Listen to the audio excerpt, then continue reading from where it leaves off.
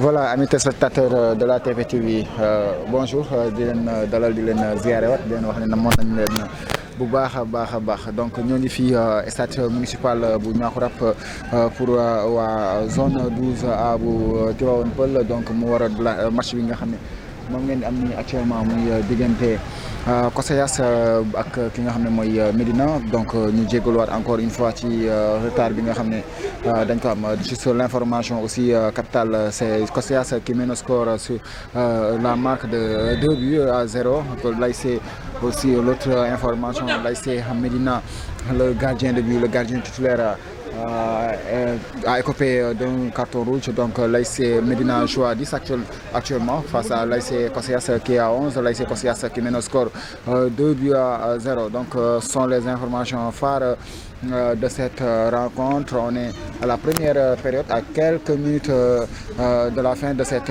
première période qu'on va vous faire vivre. Après, on vous fera vivre l'intégralité de la seconde période, Inch'Allah, Rabi. Donc, c'est ça, sont les informations. On a un coup de pied arrêté pour l'ASC COSEYAS. L'ASC COSEYAS est vêtu du vert et du noir. L'ASC Médina du blanc et du noir. Donc, que font semi-ouvert qui va être exécuté par le attention, ça va partir, ça sera dégagé en corner par un des défenseurs de l'ASC Médina.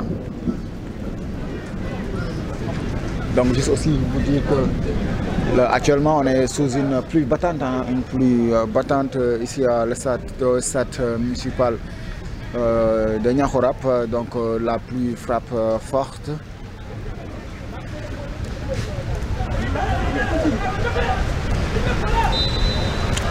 Corner qu'on va suivre, centre, attention, ça passe au-dessus de la barre transversale de la cage du portier de l'ASC Médina. C'est une sortie de 5,50 m qui va être rapidement exécutée, ça va être intercepté, attention cette fois-ci. Ça va être dégagé en chandelle, renvoyé de la tête par le capitaine de l'ASC COSEYAS, mais toujours ballon en chandelle.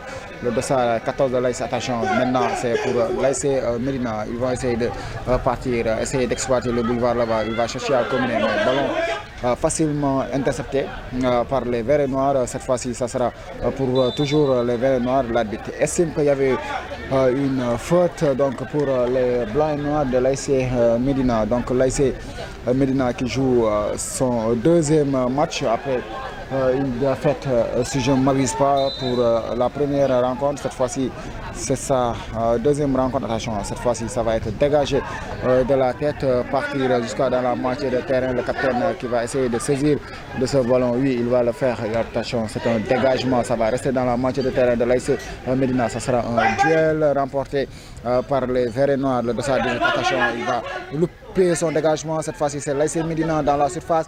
Le portier de l'ASC COSEYAS qui a mis sa tête au lieu de mettre ses bras. Attention, qu'est-ce qu'il va faire? Quel tacle rageux et somptueux du côté du joueur de l'ASC COSEYAS. Ça sera une touche rapidement exécutée par les blancs et noirs de l'ASC Médina. Attention, changement de côté aux abords de la surface. Cette fois-ci, il va mettre sa tête en opposition du côté de l'ASC COSEYAS. Mais la position va rester pour les blancs et noirs. Il va essayer de passer en forcing, mais ça va sortir en touche pour l'ASC COSEYAS. Nous touche rapidement jouée. Ça va être une nouvelle touche encore. Que font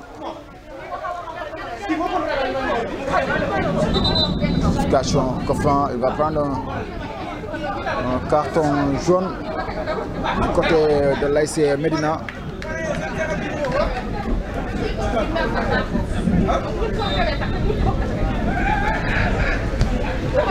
Que franc rapidement joué, ça va être dégagé, renvoyé même et récupéré, gardé par ils vont chercher à combiner. Cette fois-ci, ça va être intercepté, récupéré par les verts blancs. Un nouveau dégagement, mais cette fois-ci, ça va être pour qui?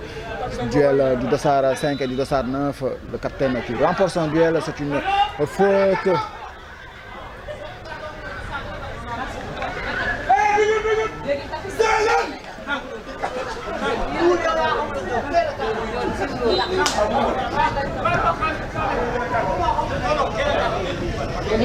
Franc joué.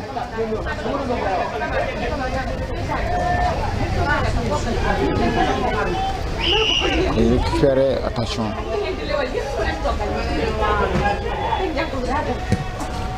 Ballon dégagé très loin. Attention, il va le contrôler, oui, mais il va manquer son contrôle dans la surface toujours. Ça va être une sortie de but du côté de l'ASC Médina. Il y a peu de sérénité du côté de la défense de l'ASC Médina. On voit toujours les deuxièmes ballons ont été gagnés par les joueurs de l'ASC Koseyas.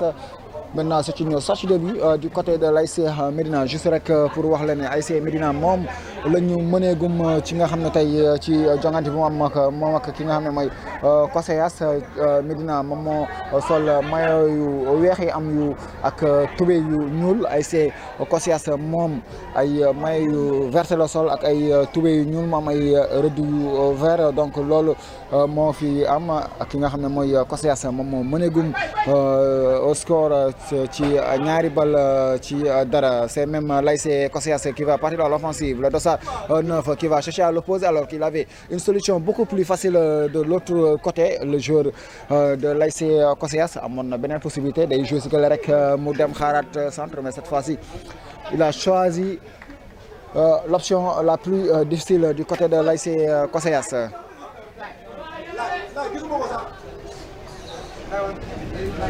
Président, Médina premier match da ngaa ñàkkoon ne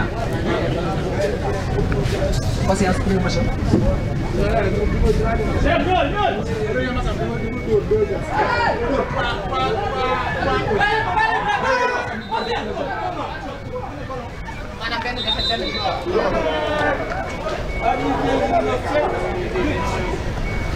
Donc dans ce groupe, l'ASC Koseyas a une victoire, une défaite après avoir battu 3-1. Son deuxième sortie, il a été battu 1-0. Cette fois-ci, il a pris l'avance sur l'ASC Médina. L'ASC Médina qui avait perdu son premier match sur la marque de 1 but. Donc toujours l'ASC Médina, s'il perd cette rencontre, ça sera très compliqué pour cette formation de pouvoir faire une bonne mine dans cette compétition. Malheureusement pour l'ASC Médina, et l'ASC Médina qui écope toujours, qui a écopé d'un carton rouge du côté de son gardien depuis la première période qu'on est en train même de jouer les dernières minutes. Actuellement, on a plus de 22 acteurs, on a 21 acteurs sur cette rencontre. Il y a un joueur qui est au sol entre les mains des hommes de la Croix-Rouge.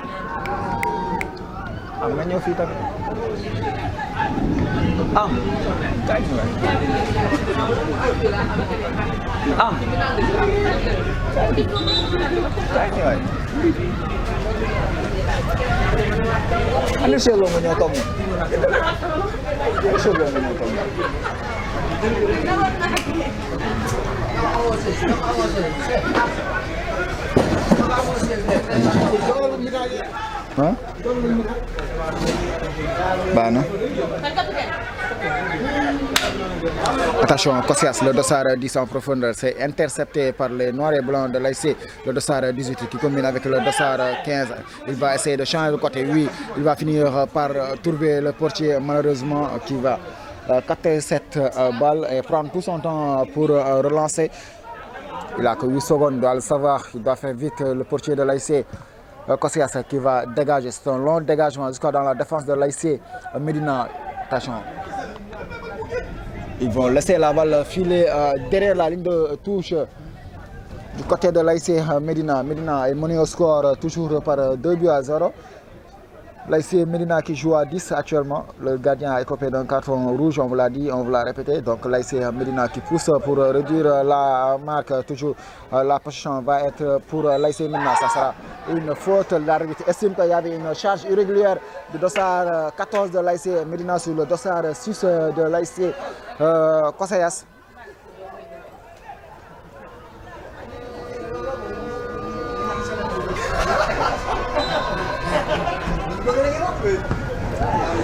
Ballon joué, changement de côté, il va réceptionner la balle, attention, qu'est-ce qu'il va faire? Il va... Oui, oui, c'est un anti-jeu, pied levé.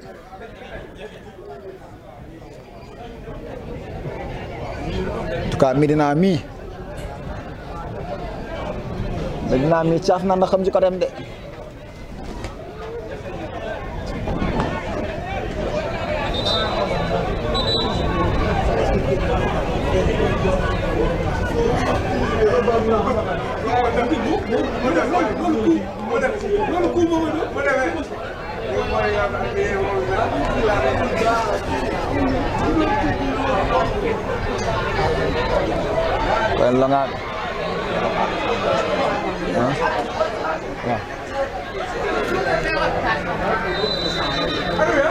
Attention, que font, ça va partir dans la boîte. Attention, une tête! Et le troisième but de l'ASC Kosayas. But marqué à la 40e minute de jeu. Kosayas qui se met carrément à l'abri, qui se met, on peut même dire définitivement à l'abri dans cette rencontre sur un magnifique centre.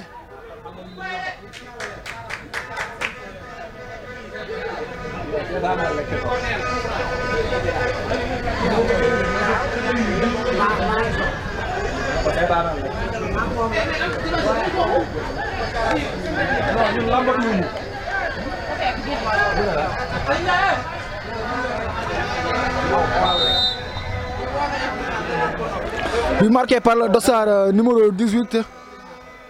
Kosayas qui prend une belle option dans cette rencontre. Kosayas, je peux même dire qu'actuellement est à l'abri. Attention, le dossard 14 de l'ASC Médina, il va tirer ça, le portier qui s'interpose et qui dégage de la jambe. Attention, toujours Médina, qu'est-ce qu'il va faire? Il va partir, attention, dans la surface, contré par son propre coéquipier. Ça va être une sortie de touche pour l'ASC Kosayas.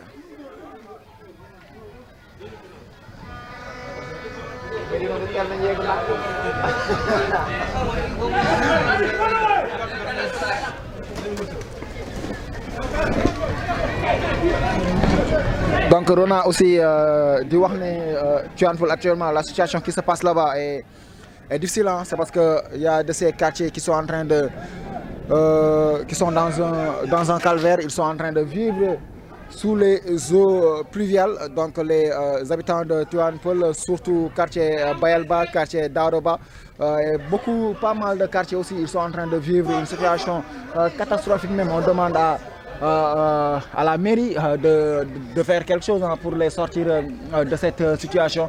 Nous savons que Tivaouane actuellement ni inondation yi ndox bi sonal na leen trop. Donc nañ ci mairie bi na ci jàpp, c'est parce que vu que amul canalisation Tivaouane moom dafa mel ne on est ils sont les parents pauvres de Dakar. ñi nga xam ne amul assainissement amul dara.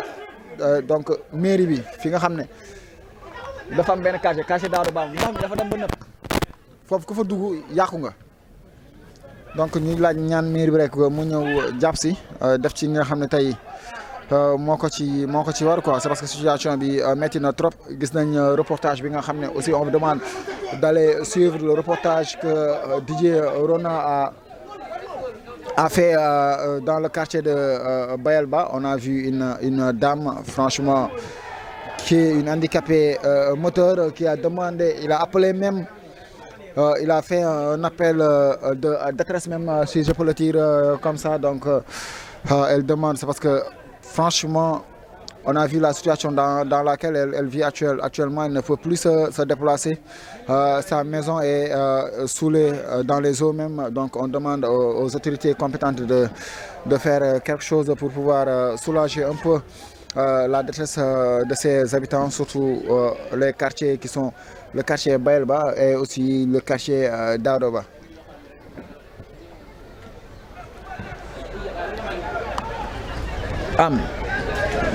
Medina daa mel ne naani na soos de Medina daa mel ne def ne riti bogo de Medina daa mel ne def ne riti bogo de ah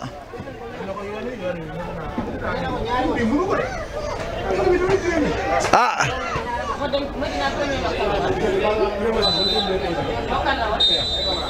c'est la fin de cette partie.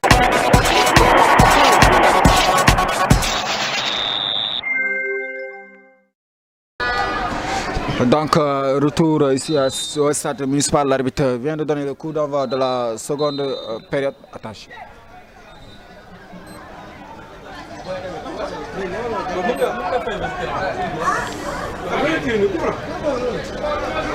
Wow. Donc l'arbitre qui donne le coup d'envoi, attention, c'est un coup franc du côté de l'ASC Kosias, le dossard 18, attention, il va centrer. Heureusement, attention, c'est parti. Mais cette fois-ci, ça sera contré rapidement joué. Le dossard 14 de l'ASC Medina. Medina qui a effectué un double changement. Le dossard 10 qui a pris la place du dossard 15. Le dossard 5 qui cède sa place au dossard 8 du côté de l'ASC Medina. Toujours l'ASC Medina va terminer cette rencontre à 10 après avoir écopé un carton rouge. L'ASC, toujours c'est l'ASC Medina qui est mené au score 3-0. C'est l'ASC Kosias qui a la possession de ce ballon. Attention, ils vont essayer de combiner. Oui, ils vont essayer de jouer rapidement.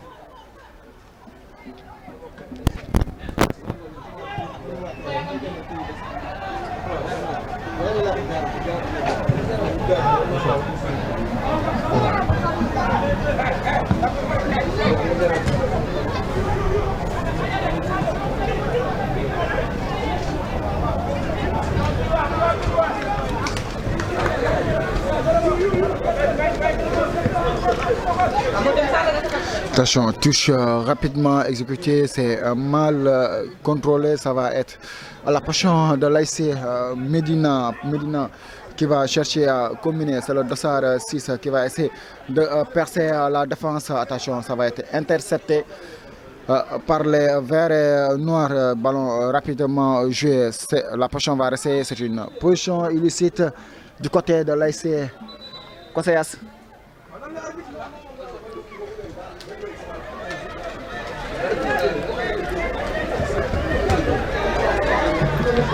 Un éventuel changement du côté de l'ASC Kosias. Attention, c'est un renvoi de la tête. Kosias qui va partir à l'offensive. Attention, ça va être intercepté, mais toujours gardé par les noirs et blancs. Le dossard 3, ça va être une touche pour l'ASC Medina. Changement.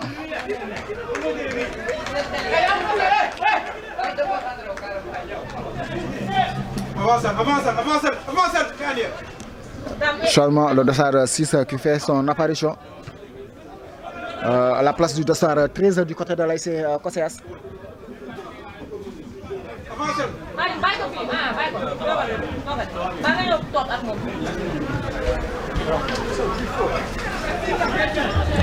Attention, le dossard 14 est contré par son coéquipier. Toujours l'ASC Kosias qui va partir cette fois-ci l'offensive duel. Attention, le dossard 15, il va tout faire pour conserver cette balle. Oui, quelle talonnade jouée. Attention, dans la surface, il va tirer. Heureusement, le portier s'est interposé, dégagé par le défenseur. C'est un corner du côté de l'ASC Kosias. L'ASC Kosias qui se rassasie pas. Qui se rassasie pas.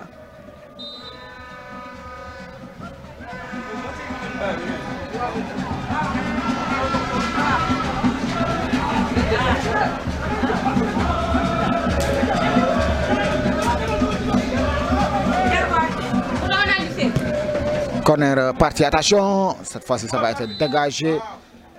Heureusement, il va récupérer la faute. Le défenseur de l'ASC Médina qui va soulager toute la défense et toute l'équipe même.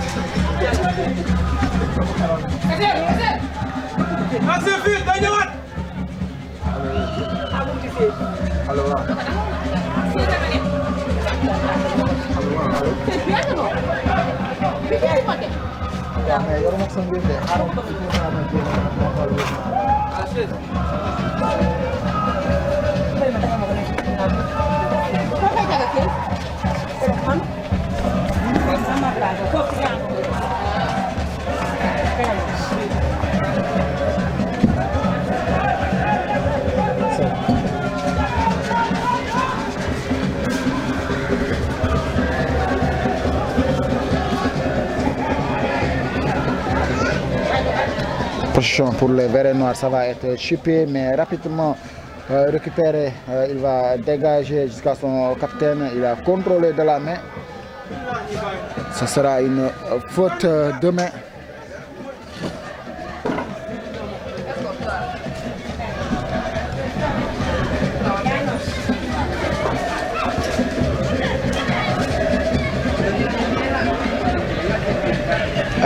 Nous dégager l'arbitre jusque c'est une position illicite du côté de l'ASC Médina. Donc la position va revenir au vert et noir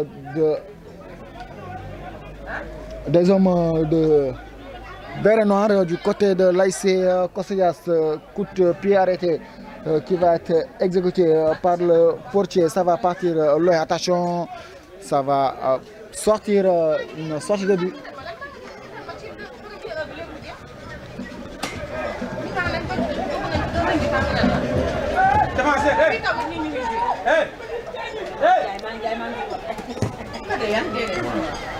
Long dégagement, ça va être dévié et récupéré par les blancs noirs. Attention, c'est un mauvais dégagement, ça va profiter à l'attaquant de l'ASC. Attention, c'est contré, corner.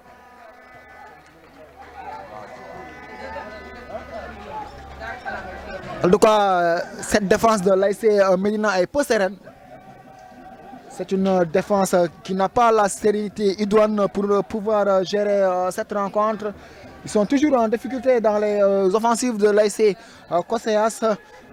Heureusement, il y a toujours un pied qui traîne pour pouvoir contrer la balle pour qu'il puisse sortir. Attention, on va suivre ce corner. Attention, c'est mal dégagé pour cette du monsieur l'arbitre. Que fera du côté de l'ASC Médina.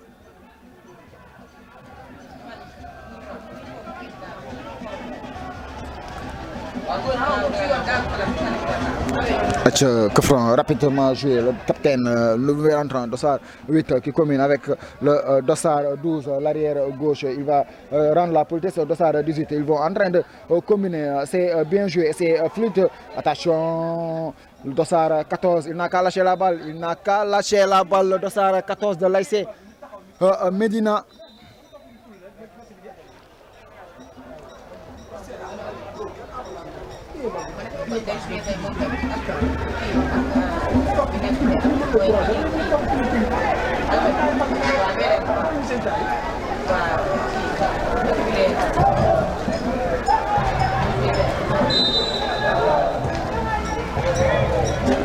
Attention, capté facilement.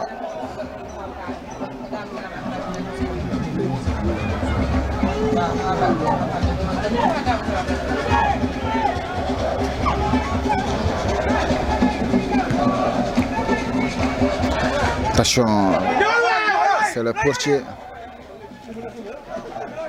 Il va le capter, relance rapide. Le combine, attention, le Dossard 18 dans l'entrejeu. Il va combiner avec son capitaine qui joue en profondeur. Cette fois-ci, ça va être trop profond du côté de l'ASC Médina. Ça sera une sortie de but. Orange.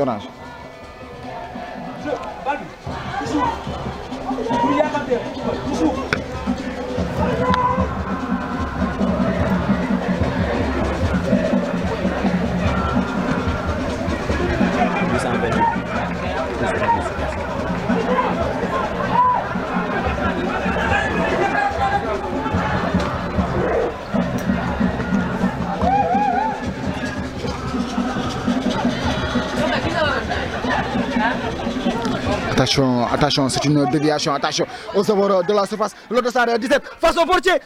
Heureusement, le portier de l'ASC Médina qui remporte son duel face à l'attaquant de l'ASC Koseyas.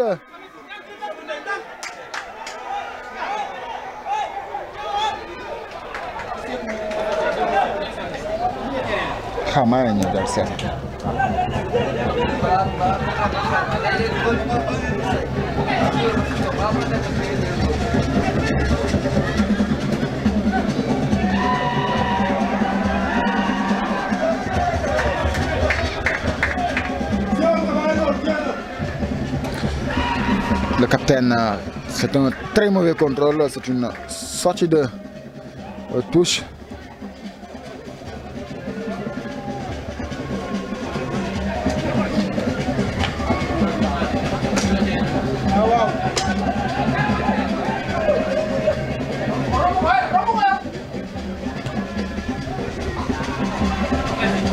Attention dans la surface. Il a été trop court.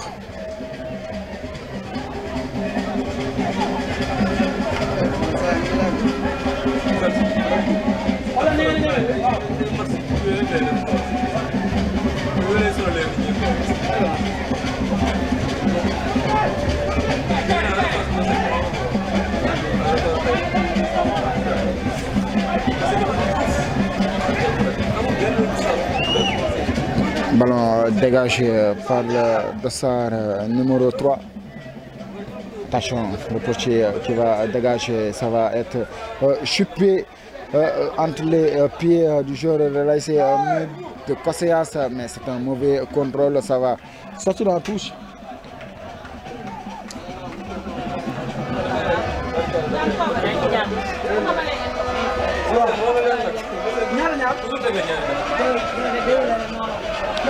Attention.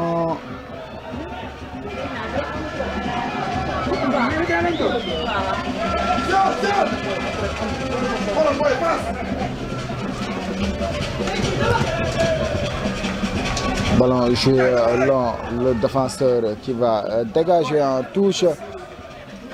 Grand Cheikh ñu lay ziar. Touche effectuée, ça va être un centre, cette fois-ci ça va être dégagé. Et dégagé pour une deuxième fois, attention. Médina, il va jouer en rétro-passe jusqu'à son portier, le dossard 99 du côté de l'ASC Médina. Attention, cette fois-ci il va jouer jusqu'à le dossard 14. C'est intercepté et dégagé en touche par la tête du côté de l'ASC Koseyas, mais ballon intercepté toujours. Ça va être pour les verts et noirs. Mais rapidement perdu au détriment des blancs et noirs du côté de l'ASC Médina, mais toujours c'est l'ASC Médina qui va chercher à partir à l'offensive par le dossard 14 qui cherche à percer la défense.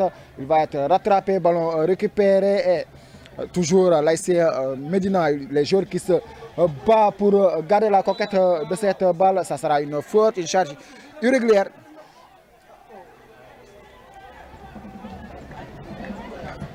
Rona ya baax barki Rasulullah soo nekkoon fii lambay ñaaw de.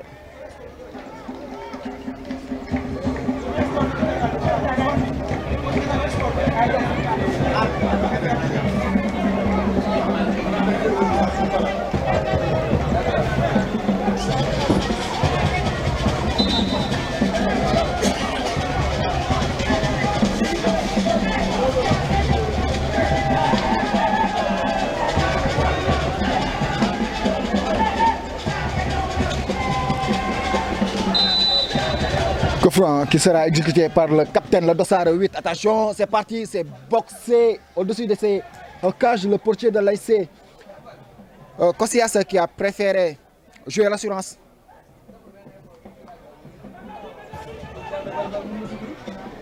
Corner.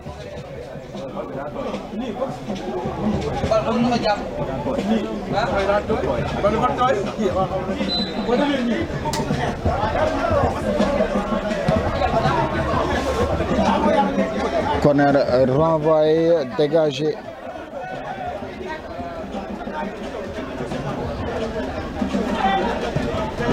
Attention, c'est parti, mais ça va passer. Au-dessus de la cage.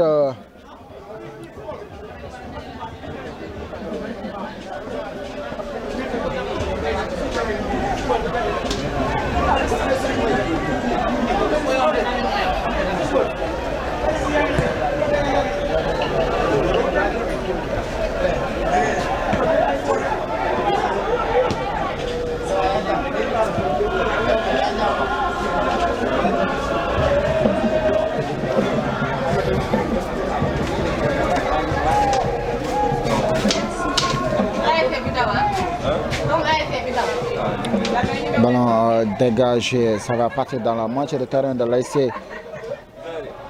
Koseyas, toujours les verts et noirs, ils vont finir par dégager cette balle. Attention, maintenant ça va être intercepté et toujours les blancs, il a été court mais il va récupérer le capitaine. Il va essayer de jouer avec le dossard 10 dans la surface de l'ASC. Koseyas face à son visage, il va essayer de tenter à se retourner. Malheureusement pour lui, il va glisser. Attention, le dossard 12 qui va chercher à combiner. Oui, il va finir par trouver le dossard 3 qui cherche à jouer dans la surface. Attention, est-ce qu'il va rattraper la balle? Non, ça va filer tout droit derrière la ligne de but. Ça sera une sortie de 5,50 m du côté de l'ASC. Koseyas, le portier qui joue rapidement avec son coéquipier qui lève la tête et qui change de côté jusqu'à le dossard 5. C'est un très mauvais contrôle de sa part, mais les blancs, attention, ballon rapidement récupéré mais perdu facilement, toujours en duel. Le dossard, attention, les blancs et noirs, le dossard 12 qui commet avec le dossard 6 qui lui rend la politesse et il va centrer. Il n'y avait personne si ce n'est que le portier de l'ASC. Koseyas qui va dégager très loin, ça va finir entre les mains du portier de l'ASC. Medina qui va aussi faire la même chose, mais cette fois-ci ça va sortir en touche du côté de l'ASC. Koseyas.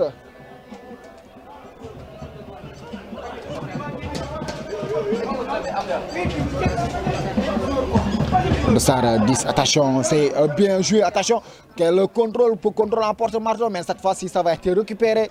Belle vigilance de la défense. Attention, lolo moy rato dak len rato ñom ñu jall feulé. Waye defal la ci gëna yombu. Attention, cette fois-ci ça va partir en contre. Le dossard 10, la position était bonne. Cette fois-ci le dossard 9 était dans une position illicite, rapidement joué. Attention, attention. Le portier qui met son pied, maintenant cette fois-ci ça va être dégagé sans prendre de risques, mais ça va être récupéré par les noirs et blancs. Cette fois-ci, actuellement il joue en chandelle, sa position est illicite. Le dossard 9, il doit revoir la ligne défensive. Sortie de dossard numéro 2 du côté de l'ASC Medina, entrant 11.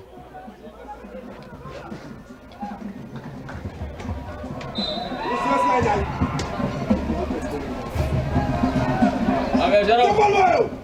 Hey, Jérôme. Nice. Cool.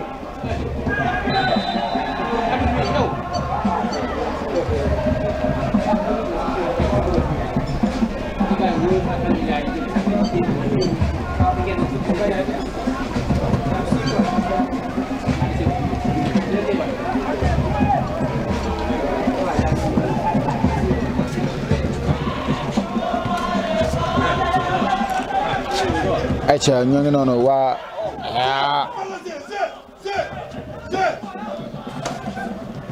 Attention, là, Medina, ça sera une faute.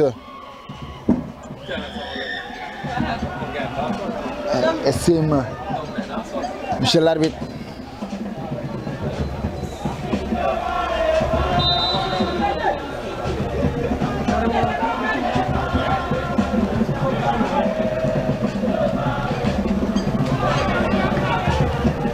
Le dossard 9, il va jouer jusqu'à le dossard 12. Le dossard 17, autant pour moi, il va être en duel avec le dossard 12. Ça sera une belle protection qui va sortir en 5,50 m. Medina qui joue rapidement. Ça sera un mauvais contrôle.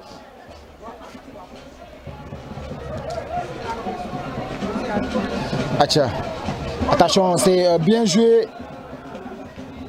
Mais il sera beaucoup trop court pour pouvoir rattraper cette balle. Le portier qui joue rapidement. Les supporters, même s'ils ne sont pas nombreux du côté de Casillas, ils sont en train de donner de la voix. Sortie de touche, le dossard 12 qui l'exécute, ça sera intercepté par les verts et noirs. Toujours, c'est eux qui garderont toujours la poche, mais cette fois-ci, c'est perdu au détriment du dossard 14 qui cherche à passer, mais il va être intercepté. Ça sera une touche, rapidement jouée. Le dossard 18 du côté de l'ASC Medina, attention, qui combine avec le dossard 3 qui va jouer jusqu'à le dossard 14. Heureusement, monsieur l'arbitre qui revient sur la faute initiale.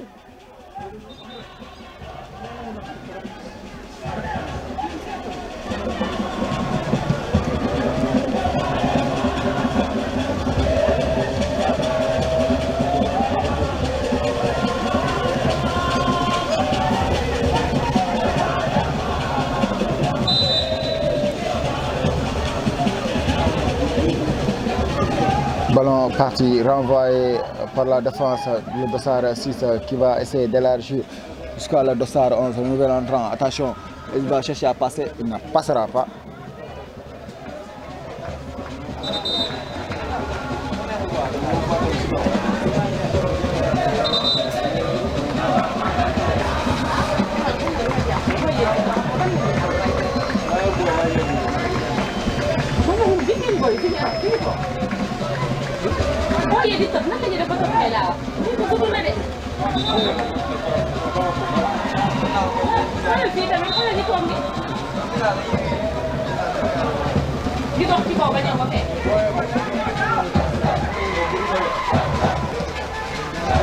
Attention, le dossard 12 sera contre, ça sera une autre touche du côté de l'ASC.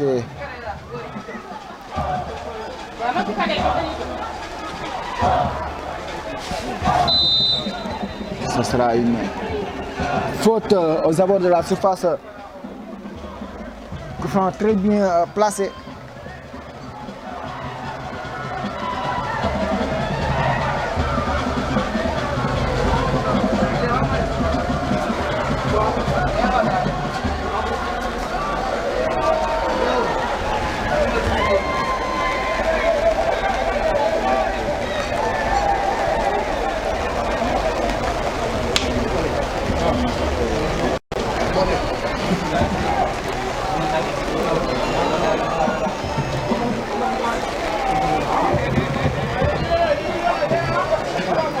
Coup franc très bien placé.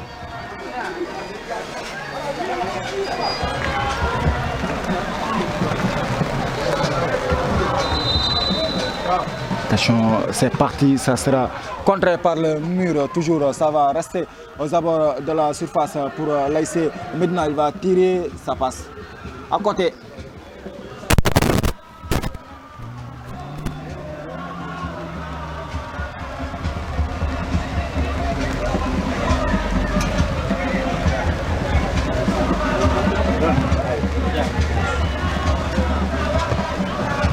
Ballon pour les verts et noirs, rapidement récupéré par les blancs et noirs. Le dossard 18, il va chercher à passer.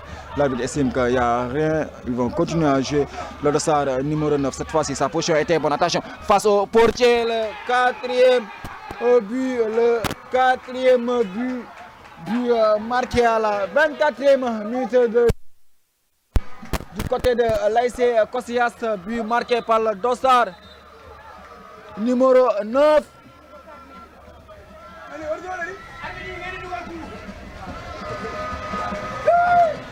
Casillas 4, Medina 0.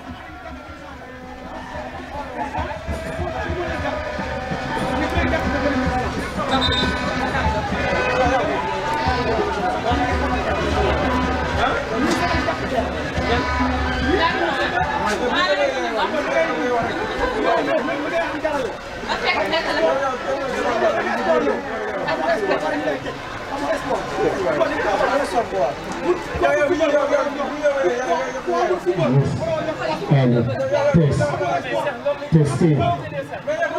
Voilà, test. 5 fois pour toi. Testing. Yes. Test. Voilà, est-ce que ça va? Un joueur de l'ASC Médina est au sol.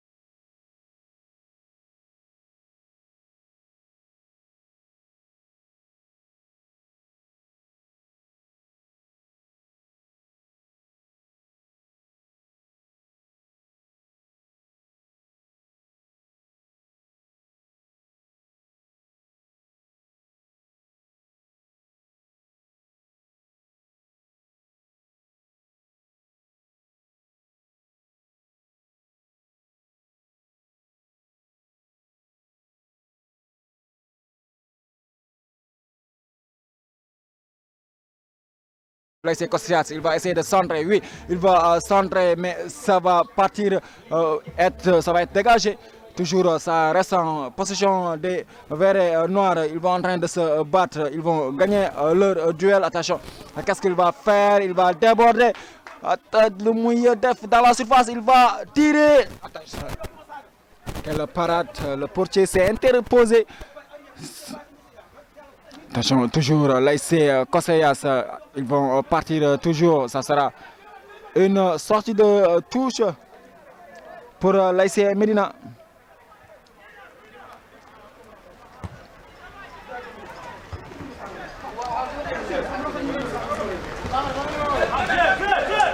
L'ASC Médina, c'est une mauvaise transmission, interceptée.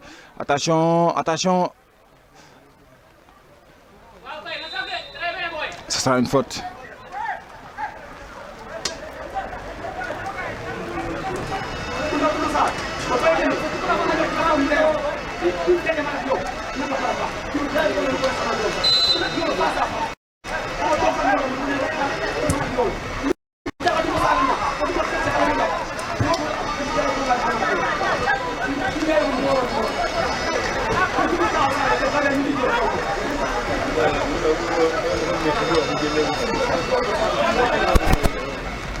Médina xam naa ne ñoom ñemuñu taw bi moo tax naan nañ ba doyal sangu nañ ba set.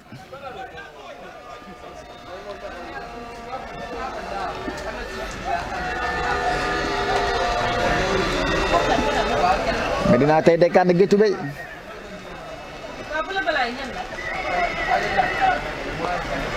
Acha, c'est là c'est maintenant c'est une sortie de but.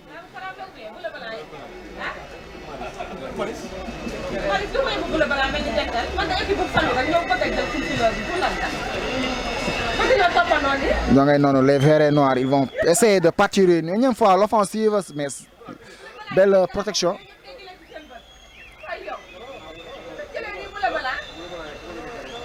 Ce sera une faute.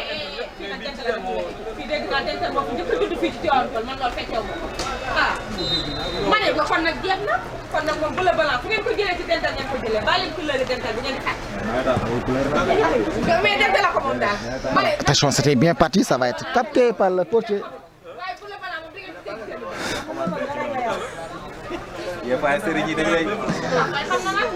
Ah,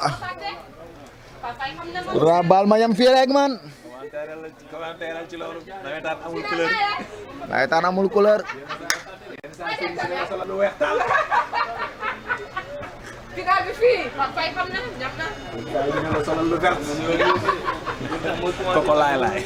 Parfois nga ñëw laal koko laay laay. Waaye soo si tase ak ASC bu mel ni Fra moom di nga fori ba sonn. Ma ne boo si tase ak ASC bu mel ni Fra di nga fori ba sonn.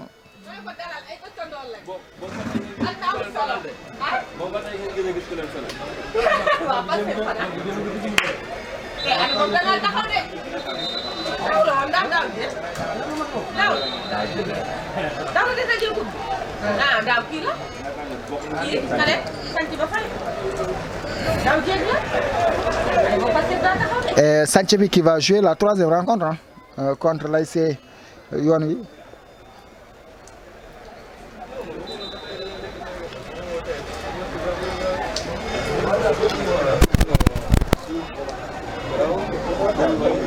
Attention, retropasse jusqu'à son portier. Il dribble les herbes, il est en confiance, le portier de l'ASC Koseyas.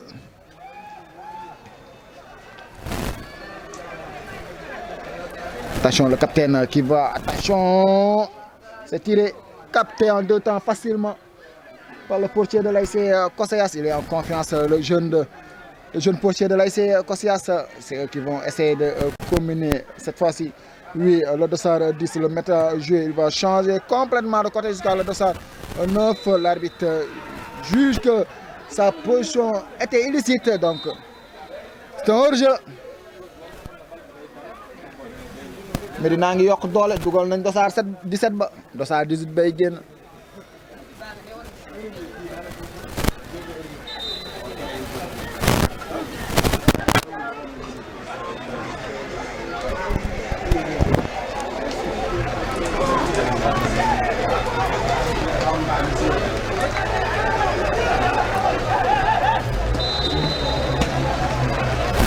Medina, coup franc exécuté par le défenseur, c'est renvoyé de la tête, toujours les noirs et blancs. Ils vont garder la position, mais cette fois-ci, ça va être dégagé. Le nouvel entrant qui essaie de se battre, mais ça, il va récupérer la faute. Heureusement pour lui. Darussalam.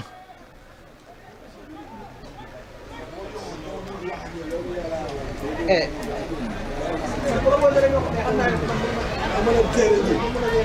Bonsoir, moo kare kase.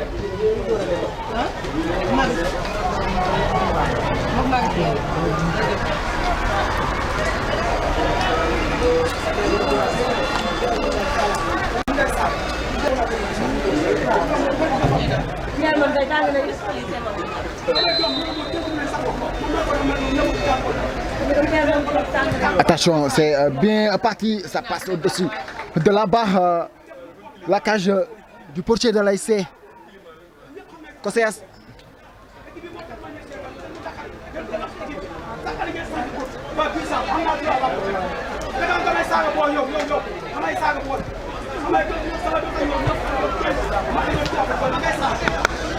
Dangay noonu.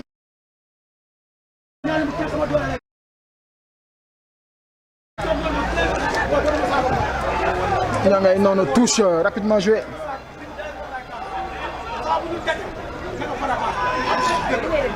Attention, attention, attention, il va perdre la balle. Attention, le dossard 9 du pied gauche. Ça passe à côté. Heureusement pour la défense de l'ASC Médina.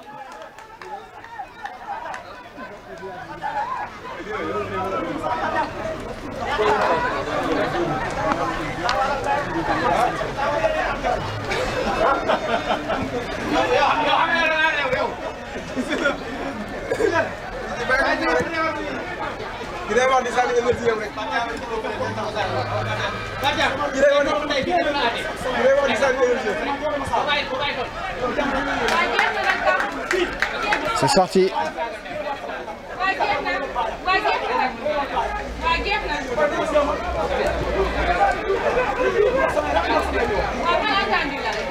Attention, le dossard 7. Attention, il va chercher à passer. C'est toujours, ça va rester contre favorable du côté de l'AIC Cossayas. Cette fois-ci, c'est perdu.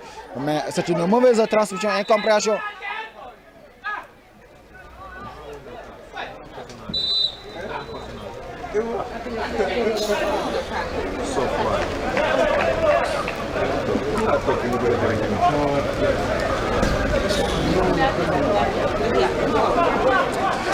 jàppal leen Tivaouane Peulh ñu génn ci ndox mi autorité yi jàppal leen waa Tivaouane Peulh ñu génn ci ndox mi sonn nañ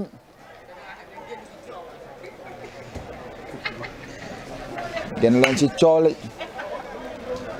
lii masala 90 minutes la ñoo bokk Tivaouane Peulh yi àndaat ñi bi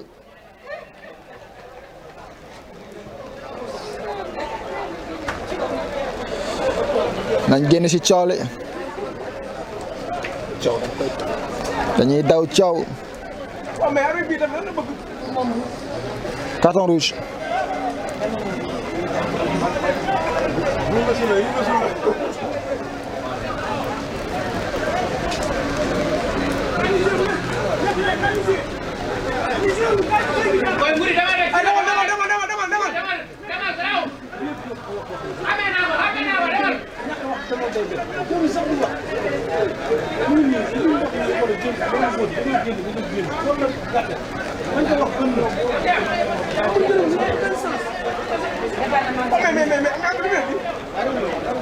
carton rouge, double carton rouge du côté des officiels de l'ASC Médina.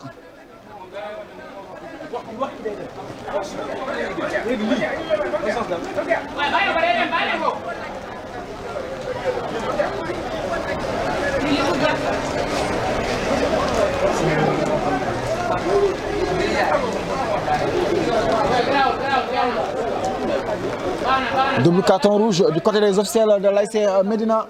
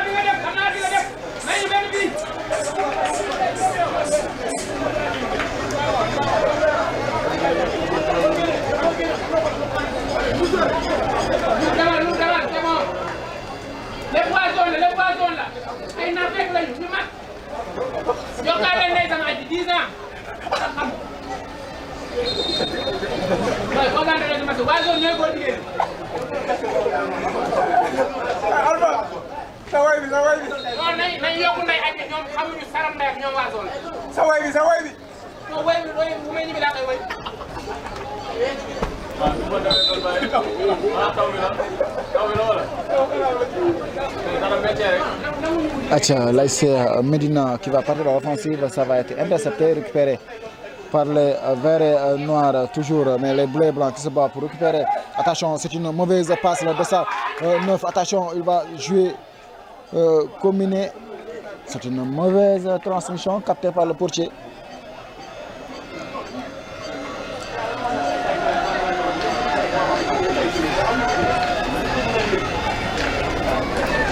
Dégagement.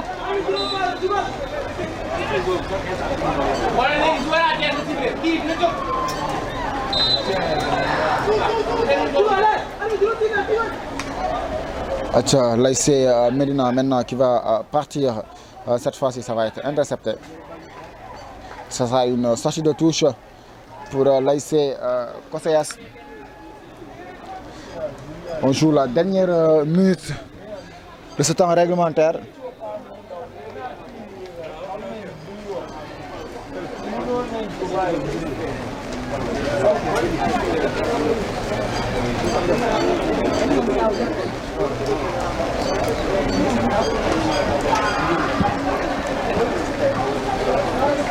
2 minutes de temps additionnel.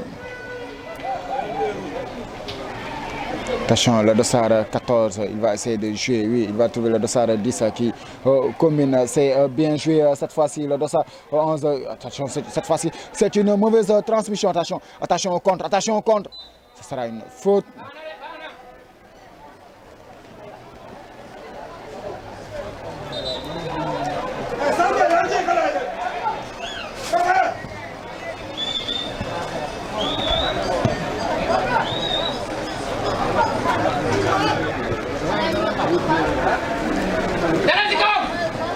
Le portier, il va essayer de jouer cette fois-ci, ça va être dégagé, mais pas loin de leur surface. Les verts et noirs, ça va toujours rester, la possession va rester pour les noirs et blancs.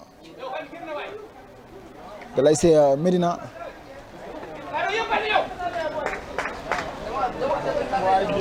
Attention, ça sera une sortie de touche.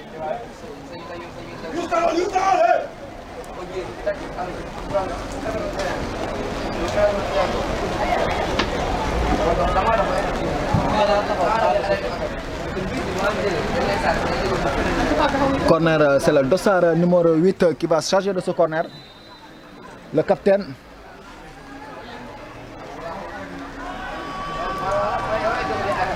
Va centrer au deuxième poteau, mais ça va être renvoyé de la tête.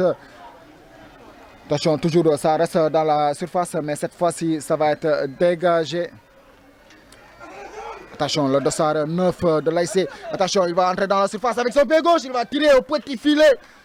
Ça passe à quelques millimètres.